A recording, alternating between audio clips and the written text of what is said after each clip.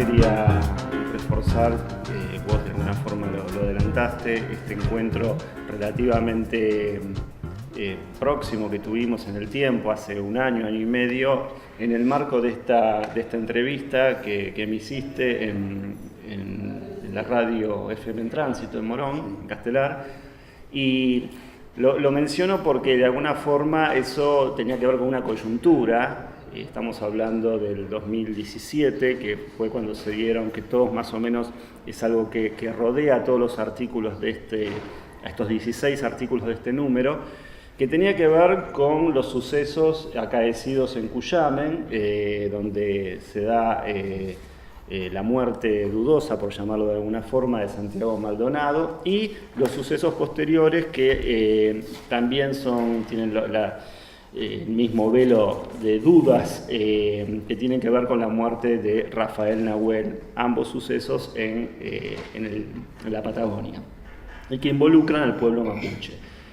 En ese contexto, el NESPI, que coordino con Silvia, que está acá presente en esta mesa, y que también acá hay otros integrantes, y pertenece al IDAES, al MUSAM, nos propusimos, tuvimos una serie de reuniones, salir un poco a la palestra, si se quiere, porque como académicos a veces estamos como muy absortos y muy metidos en nuestras propias investigaciones, por más que estas investigaciones tengan una dimensión sociopolítica explícita, a veces no tenemos el entrenamiento adecuado o los reflejos rápidos para salir a intervenir en el espacio público. Y al mismo tiempo en un espacio público que ahora es fuertemente hostil en cuanto a las lógicas periodísticas. Tenemos compañeros que estaban invitados y hoy no pudieron venir, compañeras en este caso como Diana Lenton, que ha salido, digamos, a aclarar qué es lo que está detrás de la cuestión indígena en Argentina y específicamente mapuche, y la hemos visto en programas periodísticos televisivos sometidas a una fuerte hostilidad, porque uno realmente no tiene esa capacidad o no ha aprendido esta gimnasia tan rápida del periodismo, y que tiene que ver incluso con estas cuestiones de las opiniones y la posverdad, como se dice ahora, y que uno por escrúpulos a veces quiere explicar las cosas y de repente se ha acabado el tiempo.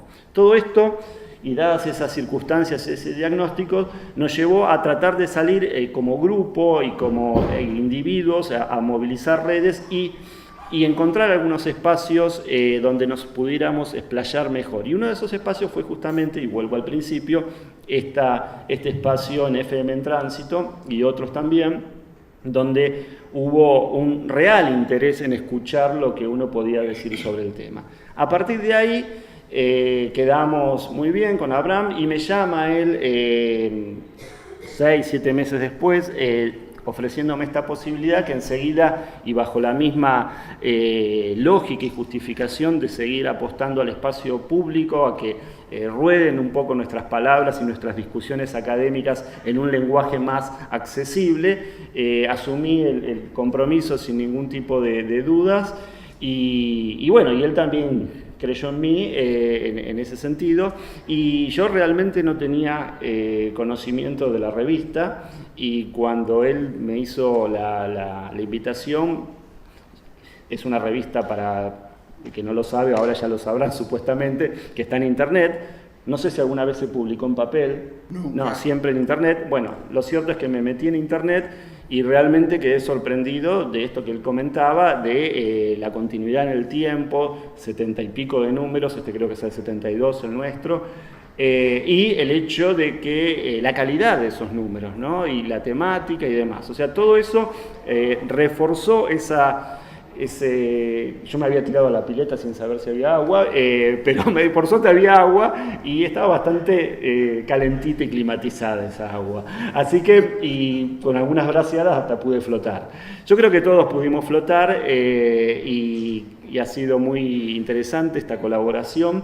Y bueno, mi papel aquí, luego voy a presentar a medida que vayamos pasando el micrófono, voy presentando a las participantes de esta mesa. 2 de ellas son coautoras. Bueno, adelanto la mínima presentación, Lorena Rodríguez a mi izquierda, ella escribe junto con otras colegas uno de los artículos, después vamos a entrar más en detalles, acá hay algunas de las coautoras.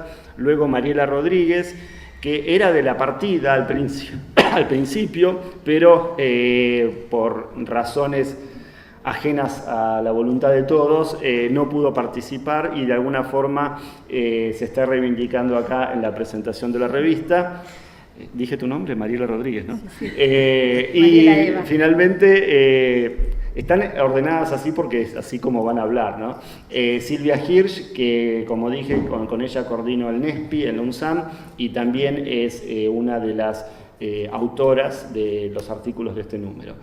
Bueno, yo ahora lo que quiero hacer es decir 2 palabras sobre la coyuntura en la que estamos escribiendo este número, en la que se está publicando este número de la revista, y también hacer un rápido panorama de los títulos y temas y autores que justamente están en la revista, sobre todo para aquellos que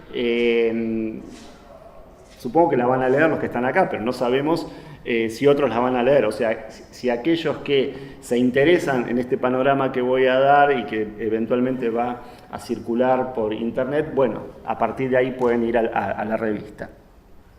Con respecto a la coyuntura, que ya algo mencioné, pero yendo un poquito más allá de los casos de violencia estatal que se están dando en relación a lo indígena, y esto lo quiero reforzar bien, acá lo que tenemos en esta nueva coyuntura es la aparición de una violencia estatal explícita. Violencia es endémica de todas las formas que a uno se le puede ocurrir en nuestra sociedad y en la sociedad humana, si se quiere, pero lo que cambió en los últimos años, y específicamente no solamente para los pueblos indígenas, por supuesto, pero sí lo hemos notado, es el hecho de que se han dado permisos y órdenes concretas para ejercer represiones violentas con consecuencias mortíferas, en algunos casos, sobre las protestas indígenas de diferente tipo. Y no solamente sobre las protestas, sino a veces sobre situaciones confusas que ni tienen la configuración de una protesta explícita, ¿no? Como, por ejemplo, que no lo mencioné aquí, una última muerte confusa que no se sabe muy bien, que ocurrió en el Chaco, en Sáenz Peña, que no se sabía si era un saqueo, pero lo cierto es que murió un niño. Acá creo que no tenía que ver en este caso puntual una fuerza de seguridad estatal, pero también hay como un ambiente, digamos, de legitimación de la violencia represiva estatal que es novedoso, sobre todo, no es novedoso por supuesto para la historia argentina, pero es novedoso para lo que veníamos viviendo en el periodo inmediatamente anterior, que podemos denominar kirchnerista, donde es cierto que había cierta, desde el punto de vista de la cuestión indígena, uno puede hacer elaboraciones, no es uno el que tal vez el que las deba hacer, pero los líderes indígenas, más allá de sus diferencias, pueden hacer elaboraciones mixtas de lo que significó el kirchnerismo, pero sí había algo en común que es algo sobreentendido e incluso explícito, que no se iba a reprimir la protesta social, y en este caso entraba ¿sí? también los movimientos indígenas. Entonces es ese el contraste que estamos percibiendo, ¿no? Cuando hacemos esta entrada, digamos, en el 2016, 2017, y que más allá, como decía, de los hechos puntuales, yo creo que se empieza a generar, y hoy estamos hablando el primer viernes después del domingo en que ganó Bolsonaro en Brasil, es decir, se empieza a instalar a nivel no solamente nacional, sino regional en América Latina, el discurso explícito y articulado por las autoridades máximas del Estado en cuanto a la mano dura, a la represión, a todo tipo de diferencia, ¿sí? Sea en el caso de Bolsonaro, que tenga que ver con el género, con la raza, con lo indígena, etc. Y todo esto sabemos que tiene fuertes efectos de contagio y es por eso que estamos bastante preocupados. Pero entonces lo que se está poniendo en juego en esta coyuntura es nuevamente la ciudadanía indígena. Es decir, se está poniendo en entredicho algo que creíamos nosotros como investigadores y observadores que acompañamos los reclamos indígenas, pero no estamos en el centro de ellos. Creíamos que ciertos pisos, digamos, estaban asegurados, ¿no? Como que se estaba asegurado, obviamente que a nivel constitucional lo sigue estando, por ejemplo, el derecho de los pueblos indígenas, el pluralismo étnico y cultural, cómo eso se refleja en las leyes, en la Constitución, etc. Pero creíamos que eso también había tenido cierta filtración, cierta sedimentación en la conciencia social, en el imaginario social, y ahora nos damos cuenta que no, que era, o por lo menos tenemos que revisar esa hipótesis o ese presupuesto del cual partíamos, y que tal vez desde lo políticamente correcto no estaba la gente, la llamada gente, no se permitía, digamos, expresar una cantidad de insatisfacciones y que ahora, en estas coyunturas económicas complejas, tienen que ver, buscan básicamente chivos expiatorios para explicar su malestar. Entonces, la ciudadanía indígena y el concepto de una Argentina pluralista y con lo que implica eso jurídicamente y a nivel institucional, hoy no digo que no esté a nivel jurídico, pero sí desde los movimientos y el ejercicio del poder y la circulación de imaginarios comienza nuevamente a estar en entredicho. Eso es, creo yo, y prefiero pecar de exagerado, el horizonte con el que tenemos que comenzar a mover ahora, prefiero ser pesimista en esto, porque ¿qué pasa? En los últimos 30 años, por hablar en términos generales, desde la democracia, desde el 84 para acá, pero más específicamente del 2006 al 2015, lo que se había estado construyendo como legítimo era no solamente lo indígena o las ideas acerca de folclorizantes o de lo indígena o la educación intercultural y bilingüe o la salud intercultural, todos temas que se tocan en la revista. Lo que se había comenzado a legitimar, y todavía está ahí, era la acción política indígena.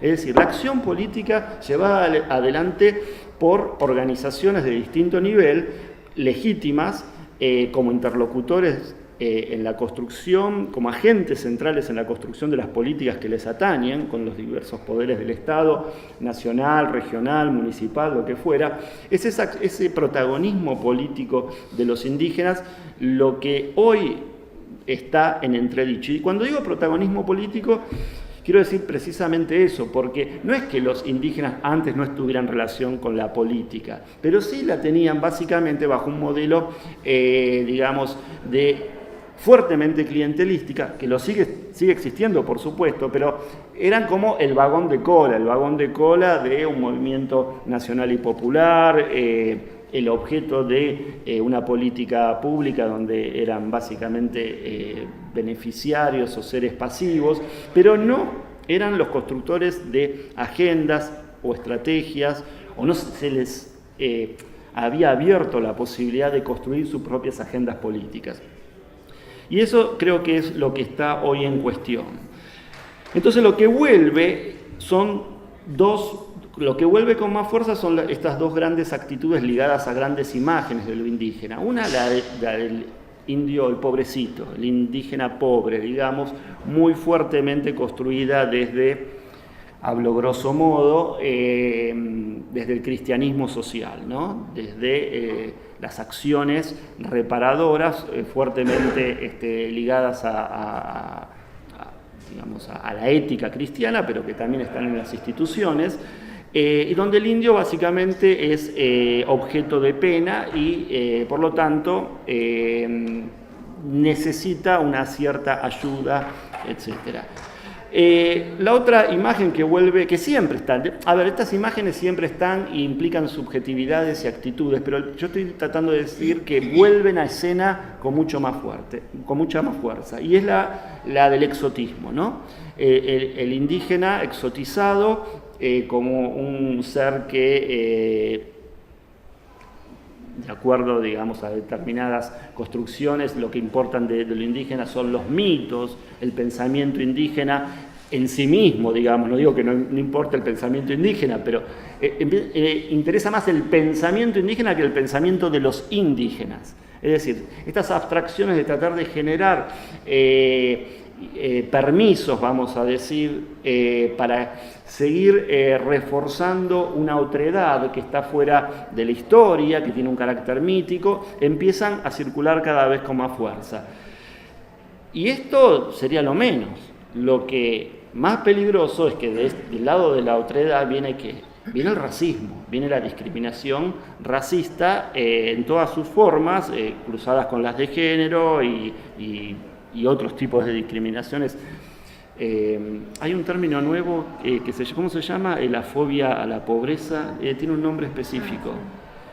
Bueno, cruzadas con esto que tiene un nombre ahora que se llama fobia a la pobreza, ¿no? Esta cosa de que bueno, ciertos sectores ya ven un pobre y no es simplemente un pobre, sino que esa pobreza es amenazante, ¿sí? Todo esto hoy está en el tapete. Ahora bien,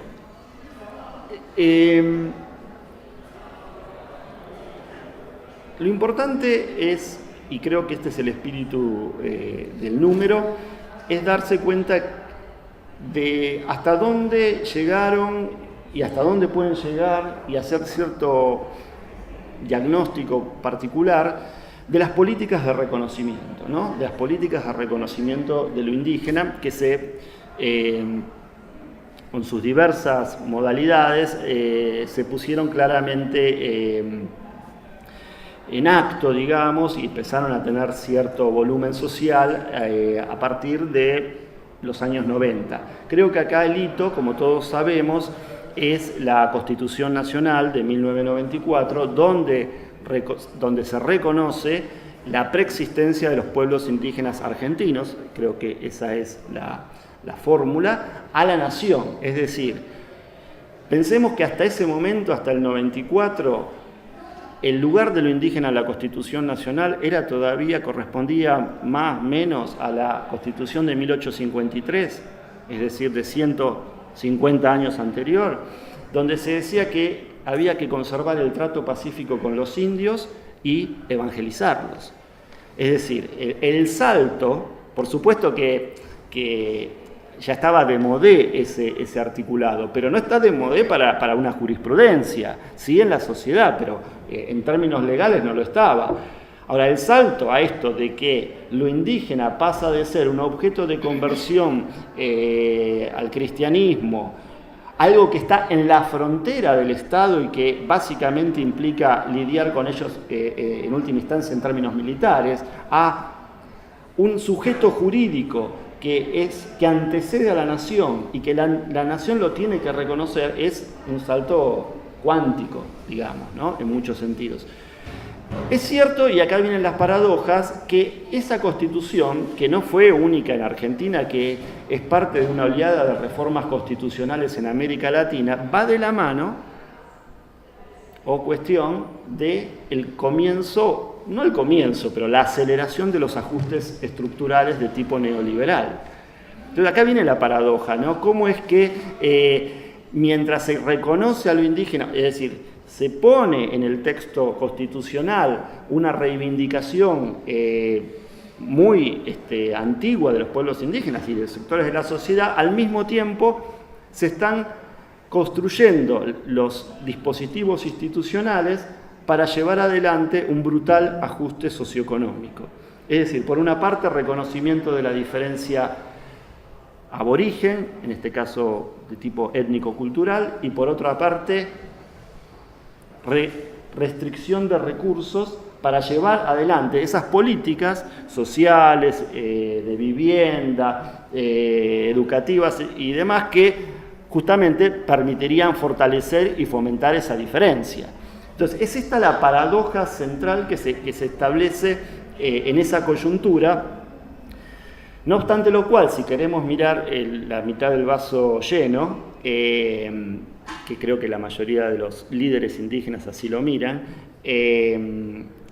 es justamente todo eso permite como un efecto en cadena, digamos, de creación de organizaciones políticas, un horizonte jurídico que permite ir articulando distintos tipos de reclamos bajo ese paraguas, a lo que después se va a sumar el convenio de la OIT 169, que también hace mucho hincapié en la autodeterminación de los pueblos indígenas, y todo un corpus jurídico, hasta uno que justamente esa fue otra de las coyunturas que llevó en el 2017 a salir un poco a la palestra, que tiene que ver con la ley que salió en 2006, la ley 26.160, que mandaba relevar los territorios indígenas a través del organismo del Instituto Nacional Indigenista de Asuntos Indígenas, que mandaba relevar los territorios indígenas a los fines de regularizar la situación dominial indígena.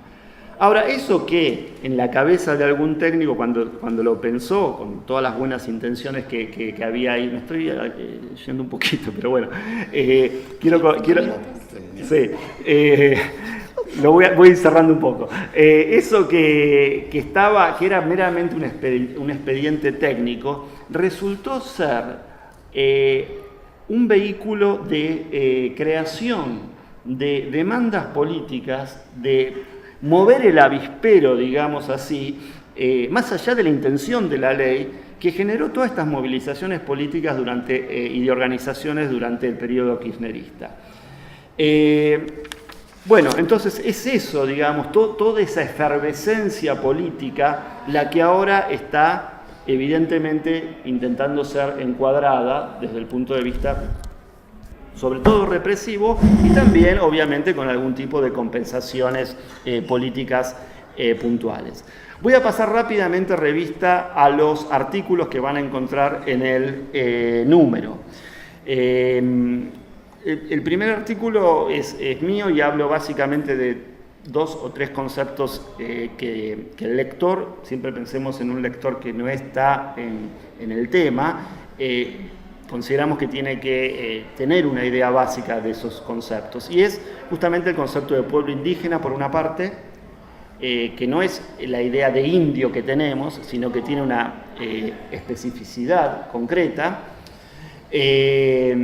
La idea de la reemergencia indígena, ¿qué implica la reemergencia indígena actual? ¿Qué implica hablar en términos de esa reemergencia, ¿sí? No porque antes no hubiera actividad indígena, acción indígena política, sino que hay ciertas nuevas coordenadas para entender eso. ¿Cuál es el papel del concepto de cultura? Ustedes fíjense que, vamos a poner una fecha básica, desde los años 40, más concretamente después de la Segunda Guerra Mundial, con el descrédito en que cayó el concepto de raza, el concepto de cultura tomó la posta como un elemento central en el imaginario de los investigadores, pero también de los movimientos sociales, para fundamentar y reforzar y pensarse a sí mismos desde el punto de vista de sus demandas. Entonces, el pegoteo que hay entre lo indígena y la cultura es muy fuerte. La gente habla de culturas indígenas casi sin pensarlo. ¿Y de dónde viene eso? Hoy no se habla de razas indígenas, se habla de culturas indígenas. Lo cierto es que esta cuestión requiere pensar un poquito mejor qué queremos decir con cultura, por lo menos desde un punto de vista analítico, y cómo eso lo van reelaborando también los propios pueblos indígenas. El segundo texto, y lo voy a pasar rápido porque vos vas a hablar de él, las autoras son por orden alfabético: Cecilia Castellanos, que está acá presente, Paula Lanuse, Lorena Rodríguez, María Victoria Salvio Collado y Andrea Villagrán. Tiene que ver básicamente con una polémica, justamente a partir de un un artículo salido en el diario Clarín, donde básicamente se acusa a los diaguita de los valles calchaquíes en Salta, Tucumán, Catamarca, de ser indios truchos, de ser indios falsos, ¿no?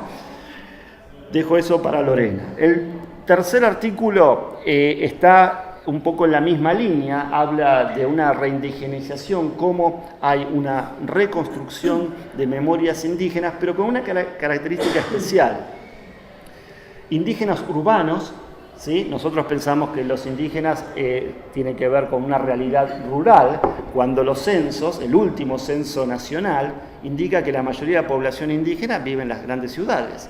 Y eso está de la mano de lo que es el movimiento demográfico, la estructura demográfica argentina, ¿no? Entonces, ¿cómo se dan estos procesos de reindigenización urbanos y en un lugar donde se creía que no había indios? ¿Dónde es ese lugar? En la ciudad de Córdoba, ¿sí? Entonces, estas autoras, Marianela Estañaro y Débora Ferreira, trabajan los procesos de reconstitución de identidad comechingona en el centro, digamos, quizás junto con Salta, de esta idea de lo colonial en Argentina, ¿no?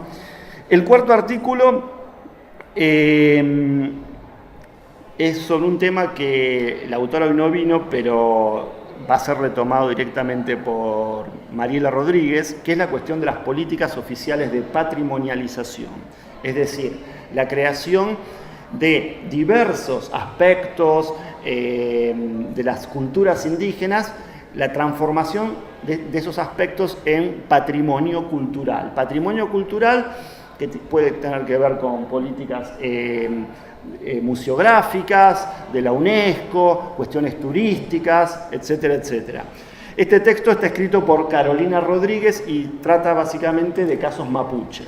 El quinto trabajo, que está acá presente, escrito por Carlos Mazota, también trabaja en la zona con mapuche tehuelche y apunta a lo mismo, ¿no? Cómo él habla de un elogio negativo, cómo a veces se elogia lo indígena y en ese propio elogio va subrepticiamente algún tipo de discriminación, ¿no?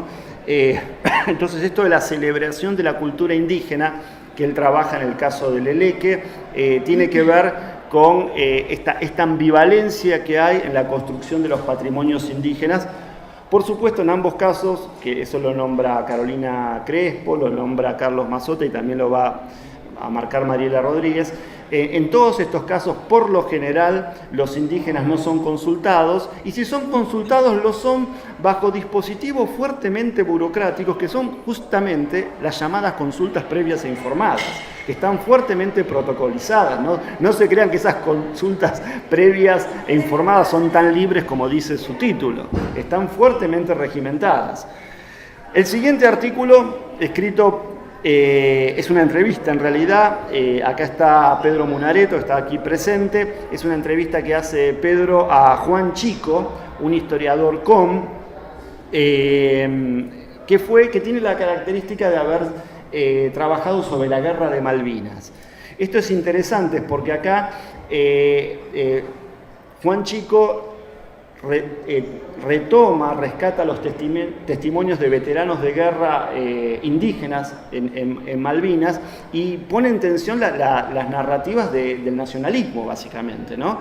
Y es muy interesante ver cómo estos veteranos indígenas, contado, digamos, por Juan Chico en la entrevista, tienen distancias y aproximaciones con los veteranos no indígenas. Está en juego ahí el concepto de patria, el concepto de ejército, ese mismo ejército que desde el punto de vista es el ejército que es instrumento del genocidio que sufrieron y al mismo tiempo es el ejército que pelea por la soberanía nacional en Malvinas.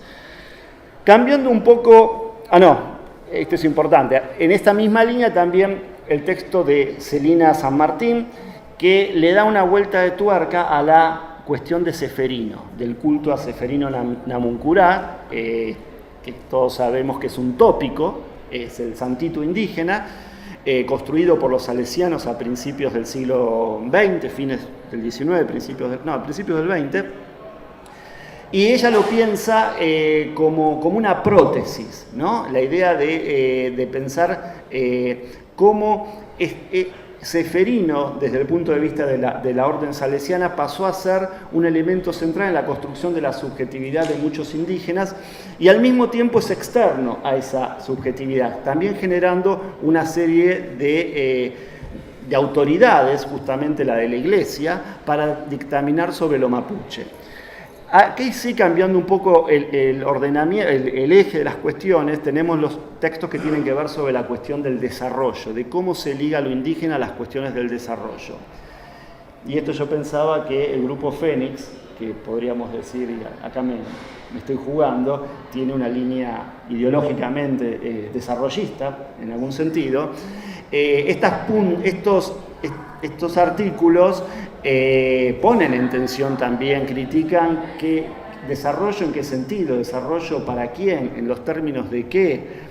Entonces, tenemos el artículo de Natalia Castelnuovo, escrito con Eduardo Soria, que es guaraní, que trabajan sobre la cuestión de los mediadores, es decir, cómo ciertas políticas de desarrollo siempre requieren de mediadores para bajar al terreno. Y acá concretamente los mediadores, lo que está diciendo sobre todo el líder guaraní Eduardo Soria, es cómo se produjo en los últimos tiempos un desplazamiento en el Chaco de las ONG, o por lo menos en ciertos sectores del Chaco, de las ONG como mediadoras del desarrollo, y pasaron a ser los propios indígenas, es decir, pasaron a empoderarse y tratar directamente con las agencias estatales en este caso. Más allá de lo cual, el desarrollo, la idea de desarrollo, que es un eufemismo de lo que antes se llamaba progreso, en algún sentido, que cayó en desuso, también sigue siendo objeto de la crítica. El otro texto interesante, escrito por la politóloga Mercedes Bioca, perteneciente al NESPI, tiene que ver también con el Chaco, sobre una región, Chaco Oeste, donde habitan los COM. Ella justamente ve la contradicción entre las políticas de reconocimiento indígena, que se expresan de distintas formas, y justamente el avance de la agroindustria, concretamente en esa zona de la soja, ¿no? Entonces, cómo por una parte el Estado reconoce identidades indígenas y al mismo tiempo va restringiendo los espacios de reproducción de la vida, en este caso de tierra, transformando a muchos indígenas en pensionados, gente que tiene planes de trabajo, etc.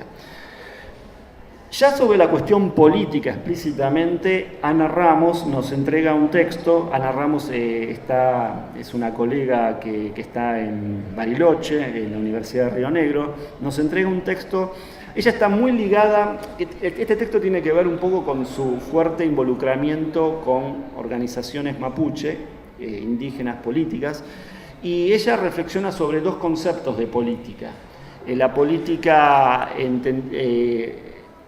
que atraviesan el mundo occidental y atraviesan también el mundo mapuche, y tienen que ver básicamente con la posibilidad de poner la palabra como mediadora, estas nociones de política. Y ella identifica que lo que está sucediendo ahora es justamente esto, la ruptura de la palabra, la ruptura de las mediaciones, y es un texto que está claramente reflexionando sobre lo acontecido con Santiago Maldonado y Rafael Nahuel. El texto siguiente es de César Seriani Cernadas, colega de la UBA y de Flaxo, especialista en religiosidades indígenas. Él hace un rápido panorama que es sobre no la religión, vuelvo a insistir en esto que parece una cuestión de gramatical, pero es importante, no sobre la religión indígena, sino las religiones practicadas por los indígenas. Y las religiones practicadas por los indígenas, en algunos casos son productos del sincretismo religioso. En el caso de la Iglesia Pentecostal Toba hay un fuerte sincretismo entre cuestiones chamánicas y pentecostales, pero en otros son católicos, protestantes, religiones de nueva era, etc. Él nos da panorama muy interesante poniendo el ojo, el hincapié en los procesos de apropiación y resignificación que le dan los indígenas a estas religiones. Luego hay un conjunto de artículos escritos por Pia Levy, que también está aquí presente, Morita Carrasco, Anabela Denuncio, también presente, y Silvia Hirsch. Este grupo de artículos cierran el número. En el caso de Pia Levy, ella trabaja sobre, en la zona de Salta, zona de Orán, con los Abá guaraní, y trabaja sobre la cuestión de la salud intercultural. El problema que ella plantea es que no se trata simplemente de interpretar los términos de la salud, de la cura, digamos, en términos nativos, sino que hay que poner esto dentro de los procesos de arrinconamiento territorial, digamos, empobrecimiento de los medios de vida, digamos, desde un punto de vista estructural que están poniendo en riesgo la salud de los pueblos indígenas. El texto de Morita Carrasco es interesante porque trabajas con Biá guaraní en Misiones. Como ven, hay distintos casos en distintas zonas del país. Yo sé que me estoy pasando, pero tengo que terminar ya de presentar a todos. Ya estamos terminando. Lo que está diciendo Morita básicamente está hablando del racismo estructural del Poder Judicial. Concretamente, las causas penales que involucran indígenas, en este caso la muerte de un niño, por distintos mecanismos y expedientes y patear la pelota para el costado, para adelante o para donde fuera, no terminan de llegar a buen puerto, simplemente porque los indios no importan. Anabela trabaja sobre los procesos sobre lo femenino, ¿no? Los procesos de empoderamiento de género de las mujeres indígenas en el Chaco, y también es muy interesante porque ella está tratando de ver cómo se lee el feminismo hoy que está en el tapete la cuestión, desde el punto de vista, por lo menos, de estas mujeres indígenas ligadas a una determinada trayectoria, y cómo el feminismo no se desarticula de una reivindicación étnica. No hay un feminismo en abstracto que es de tipo urbano o que podemos encontrar en los espacios urbanos, sino que acá está fuertemente ligado a las reivindicaciones del pueblo com. Y finalmente Silvia, que no voy a abundar porque ella lo va a tratar, trabaja sobre un tema poco tratado, que son los procesos de profesionalización de indígenas, es decir, cómo van llegando a la educación superior y pasan a profesionalizarse, que es un tema que generalmente tiene poco tratamiento. Bueno, yo voy a dejar por acá y paso la palabra entonces a Lorena, que nos va a hablar de la situación de los diaguitas.